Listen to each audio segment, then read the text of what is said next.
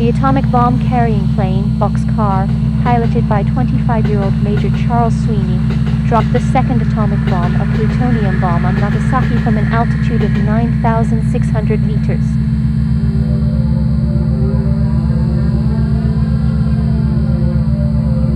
According to Sweeney's notes, the city of Nagasaki, like the first target city of Kokura, was shrouded in cloud cover. Sweeney decided that radar-guided bombing was the only option. Fuel was already running low, barely reaching the Okinawa base, and only enough for one bombing runway remained. 30 seconds remained until the bomb was to be dropped on the designated target point. A tone signal sounded, and the bomb bay doors slid open. With 25 seconds remaining, Bombardier Behan, by chance, caught a glimpse of the city through a gap in the clouds. It was in the area between Mitsubishi Ground Hamaguchi-cho, Mitsubishi Steelworks, and Mitsubishi Weapons Factory Moricho. This was an important order. The bomb had to be dropped by visual bombing.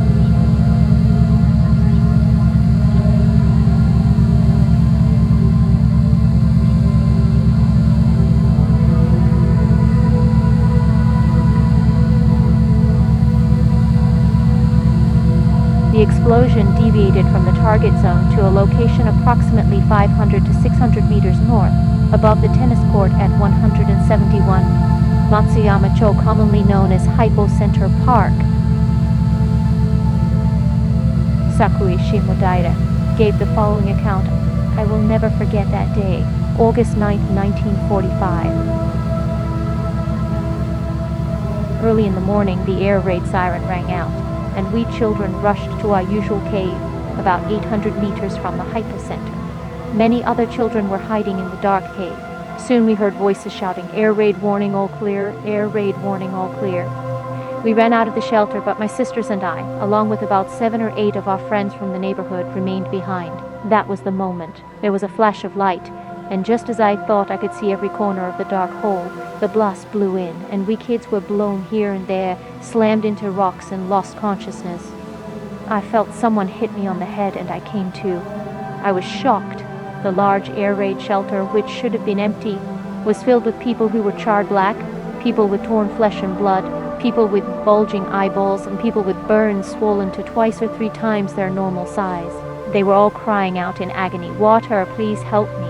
I was so scared that my body stiffened and I couldn't move.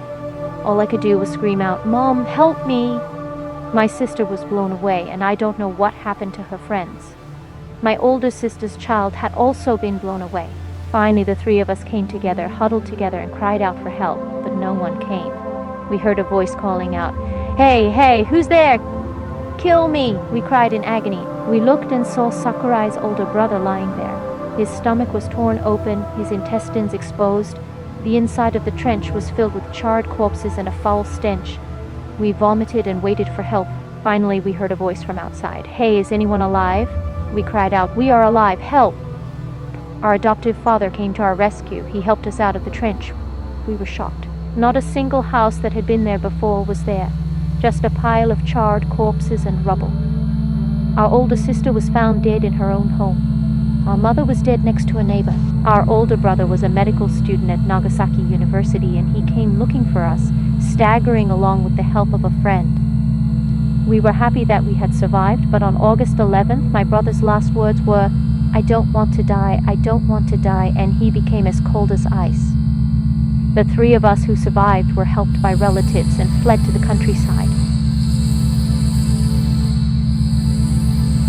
The bonds between us as parents and siblings were severed,